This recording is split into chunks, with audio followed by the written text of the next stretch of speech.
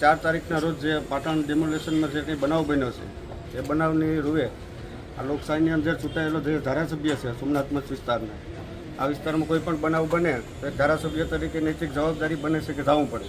જેમ પોલીસની જવાબદારી છે કાયદો વ્યવસ્થાને જાળવવાની, એમ પ્રતિનિધિની પણ જવાબદારી છે. એ પ્રતિનિધિ જો આ લોકશાહીમાં જાય આવા બનાવની વખતે અને પોલીસ દ્વારા કે બીજા કોઈ દ્વારા એમ કેમ પ્રકારે માની લો કે એમના ઉપર જો ખોટી ફરિયાદ થતી હોય તો સામાન્ય લોકોનું હું એટલે અમારી માગણી છે કે આ જે કંઈ બનાવ બન્યો છે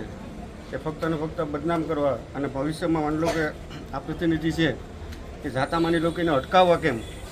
એટલે સરકાર પોતાની મનમાની હલાવવા માગે છે તો એની સામે જો ચૂંટાયેલો પ્રતિનિધિ લોકોનો અવાજ છે, જો એને થવાની જો મનાઈ કરતી હોય અને ફરિયાદો કરીને એને જો રોકવાનો પ્રયત્ન કરતો હોય તો એના ઉપર સરકાર ધ્યાન આપી અને જે કંઈ માની લો કે બનાવ બન્યો છે એની ગંભીરતાથી તપાસ કરી અને જે સમાજના અન્ય લોકોને પણ જે નિર્દોષને હિટ કરવામાં આવ્યા છે અગાઉના કોઈ કારણોસર એની પણ યોગ્ય દિશામાં તપાસ કરી અને આ બાબતે સરકાર ઘટતું કરે અને ધારાસભ્યને અને જે નિર્દોષ લોકોને સામે જે એફઆઈઆરમાં નામ લખ્યા છે એની પણ યોગ્ય દિશામાં તપાસ કરી અને જો એના સામે ગુનો બનતો હોય તો અમે ના નથી પાડતા, તો ગુનો બનતો જ નથી. ચૂંટાયેલા પ્રતિનિધિ નહીં જવાનું એમ કહું, કોઈ બનાવ બને તો પોલીસ જાતી નથી, તો પ્રતિનિધિઓની પણ જવાબદારી છે નૈતિક તો જાય છે. અને માની લો કે જો આવું કંઈ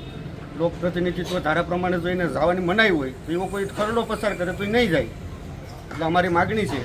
કે આ બાબતે યોગ્ય તપાસ કરી અને જે કંઈ આમાં નિર્દોષ લોકોને અમે કંઈ કાર્યવાહી કરી છે